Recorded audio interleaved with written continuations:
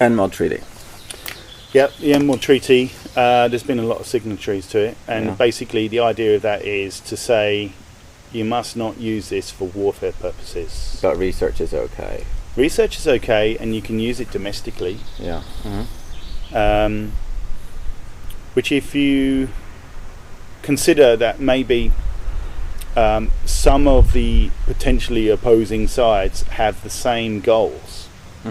Like, for example, if we look to papers from the National Science Foundation in 1965, or reports from the RAND Corporation from 1962 and 1968 about developing a weather and climate modification program. And later in 1974 you got the US Congress, the need for a national weather modification program. And of course the Soviets have invested a lot of time and resources into weather modification. During these periods, during the 40s, 50s and 60s, the main drive for weather modification was actually to deliberately melt the Arctic sea ice. And there's some very important common strategic goals of interest to both the East and the West. And that would be to free the shipping lanes to pass through the whole of the Americas. Is a big shipping problem. You've got the Panama Canal and the massive engineering feat that was. So obviously if you could clear the shipping lanes, that would be of great strategic importance. Also, it's a huge amount of interest in exploiting the resources Massive amounts that of have been oil and untapped. gas, Not just oil, minerals. got minerals and huge land masses would potentially be freed up if you could change the dynamics of the Arctic polar basin.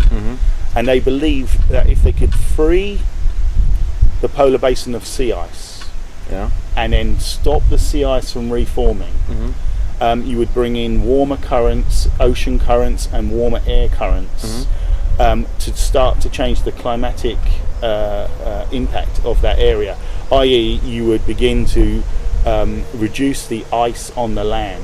So if you consider that Greenland is the largest island in the world, you've got, which is yet to be tapped, you've got huge tracts of the Russian Siberian coast that would become less ice free, as it was in the past.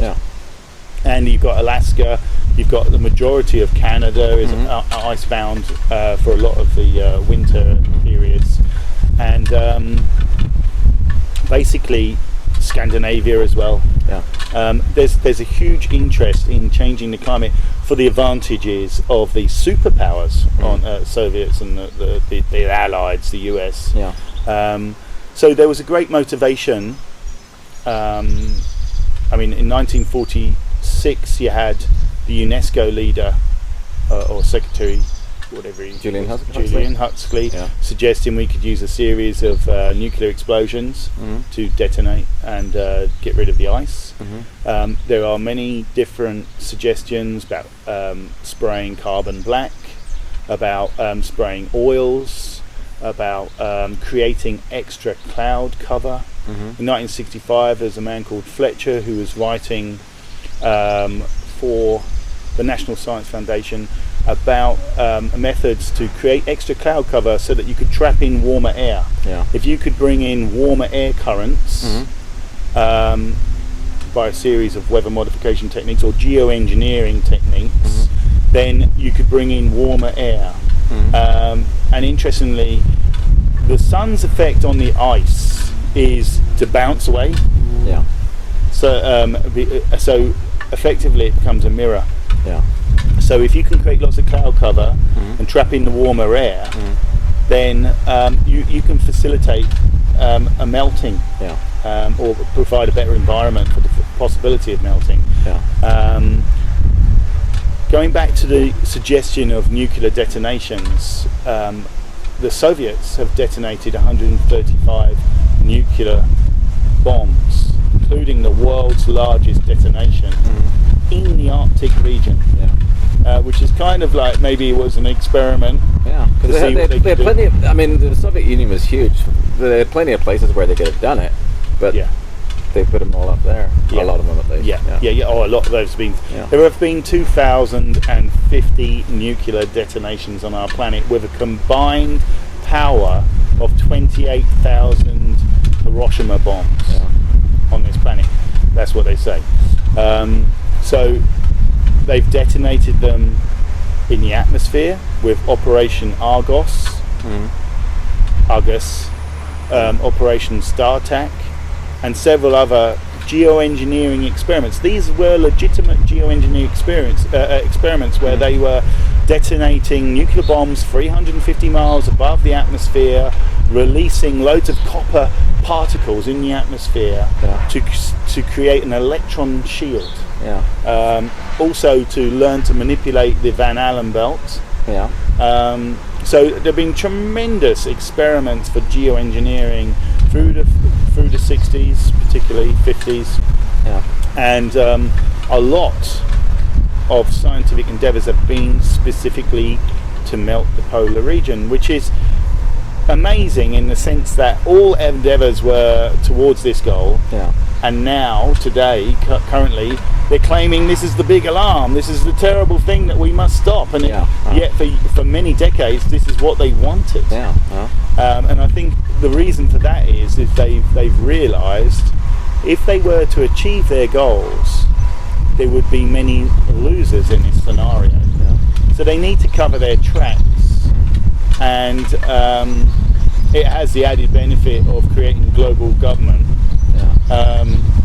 which, if you look into the history of the beginnings of the Soviet Bolshevik Revolution, you begin to realise that the same people who control capitalism in the West are the same people funding the Bolshevik experiment, the socialist experiment in communist world. They're the same people, the same bankers, the same people we describe as the oligarchy. So there's at the very, very top levels there are common interests, and so I believe there's some truck thing in the background. It's a tractor there. Hopefully you'll finish doing what it's doing. But we are seeing today the type of evidence that would suggest what they wanted to do in the 40s, 50s and 60s and even in the 70s is in line with what we're seeing today. What I think is worth mentioning is how many United States presidents have directly spoken about weather modification, because you have Kennedy. Well, before that there's Eisenhower. Right. What did he say? There was a guy called Captain T. Orville who was instructed to come up with weather modification programs. And in fact, actually it goes back earlier than that. In 1945 there was a man requested by the United States Air Force to come up with a weather modification program, and his name was Vladimir Zworykin, who was a Russian expat. And part of his it's a very, very interesting study actually, it's worth looking at. He suggested using targeted ozone depletion. So his idea was you could use chemicals such as chlorine and bromine and any other ozone depleting. Like CFCs, or did the same sort of thing? They did actually, supposedly. Well, interestingly, if you look at a map where the UV is intensified, you will find they happen to be over these populated areas where they want to convince people of global warming.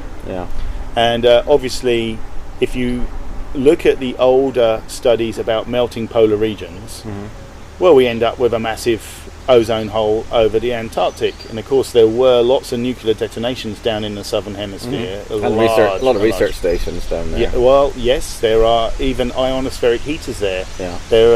South Africa have an ionospheric heater in the Antarctic, as do many other nations. And the most famous one is up in Alaska, in the Arctic. And there are many up there as well. It's not just in Galcona in Alaska. So let's go back to the presents, because you got Eisenhower. You've got Eisenhower. You've got JFK, who in 1961, so that's 50. Eisenhower's 50. Yeah, right. Then you've got what did Kennedy say? Kennedy in 1961, on the 29th of September, he addressed the United Nations Assembly. Yeah. And during that speech, there was a segment about the use of satellites. Uh-huh. Part of it was for improved television communication. Mm-hmm.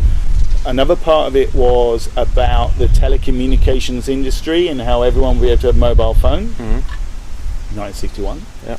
And the third part of that segment on the use of satellites was that all nations would work together to accurately predict and eventually control the weather. Okay. So that was a stated goal to the United Nations. Mm-hmm. Now, at that time, Kennedy was president. Lyndon Johnson was a senator, and he was part of his administration chairing the space program from the Kennedy administration. Now, whilst he was leading this space program, he stated publicly about the coming space race, about the need to get into space and the benefits of space. And he stated that whoever controls space will control the weather. Which is, you know, to Lyndon Johnson, controlling the weather was a very real possibility and of a very high importance. Now, following Kennedy's assassination, Lyndon Johnson became the president. Operation Popeye was under his. It was indeed. Well, Lyndon Johnson wanted to use the geophysical sciences to legitimize the investigation into weather modification techniques. So you've got organisations like NOAA, which is about oceans and atmosphere, and NASA and various other organisations like the National Science Foundation, all being set up around this time. And with mandates to look into the sciences necessary to facilitate the use of these weather and climate modification techniques. Now, Johnson was using weather modification for geopolitical purposes, not just warfare, because at the time he was there was a drought in India and Pakistan About the same time as Operation Popeye. Yes. So you can use weather modification techniques, they realised, quite simply for making it rain and also creating droughts. Yeah. They were using CO2, they were using urea, they were using silver iodide, they were using salts like sodium chloride, potassium chloride, and many. The list of experiments to see what they could use for weather modification is in high hundreds, maybe thousands. Well, that's the other thing, because there's words matter, and when it's discussed as experiments or deployment, experiments are okay under the NMOD treaty. Yeah. So whenever you hear people talk about geoengineering, it's always about research. It's never about deployment. Or small field trials. But the deployment of geoengineering techniques that happened at Operation Popeye, we had the drought in India and Pakistan, and it was deployed in India and Pakistan, and that's declassified? Yes, absolutely, yeah. So Johnson was offering help and using rainmaking techniques to help India with their drought problems, because obviously you've got a very large population there. Yeah. And the infrastructure is still quite basic. So so Lyndon Johnson was actually using the offer of rainmaking technology to secure political agendas, because India had the largest democratic population in Asia, and Asia was of obviously of a political hotbed because of the rise of communism, which was the whole thing in Vietnam, with the communists north and bordered by Russia and China. And India had minor skirmishes with China, and obviously China being a communist state, and they'd also had other border disputes with Pakistan and even with Russia. So there was a concern that, how would this largest democratic population, how might their political allegiances change? Yeah. So they were concerned if they decided that the communist route was more preferable, then it would be a real problem for the capitalist West. So the use of weather modification was employed to alleviate the drought. And one could postulate that perhaps they created the drought, and they using the Hegelian dialectic, where they created a problem, and India was reacting, and they offered the solution. You know, I'm not saying that's exactly what happened. Well, I think it's worth bringing up, going back to the French Revolutionary War. Yes, there was there was famine. The famine is what kicked off the whole thing. Yes, and we're not necessarily saying there's a volcanic activity then. Yes. And wasn't this about the same time Mary Shelley was talking about? That was later. That was later? Okay. That was later. But there was a lot of volcanic activity, and the rain, there was less rain? Or? Well, what happened was, with the French Revolution, there was a volcanic eruption in Iceland. It's called Mount Laki. And interestingly, my own hypothesis about this particular situation was, at the same time as the build-up to the French Revolution, you had the American War for Independence. There was a supply chain from France to support its traditional enemy, to support the enemies of their traditional enemy. So they were helping the Americans, or those colonialists that wanted their independence. Now, interestingly, a man from the Royal Society, who was a friend of King George, King George, at the time, the mad one, whom was surveying. His name was Sir Joseph Banks, and he had been surveying Mount Laki a few years before, and reading some of the journals of his companions. They noted that he was very, very interested in the timing of the geysers and the activity of this particular volcano. And there are many in the Icelandic region, but in this, his companion's journal, he said he was paying particular interest in surveying the activity of that particular volcano. And in 1783, Sir Joseph Banks was heading off to do a tour of the southern hemisphere, but made an unexpected stop in Iceland.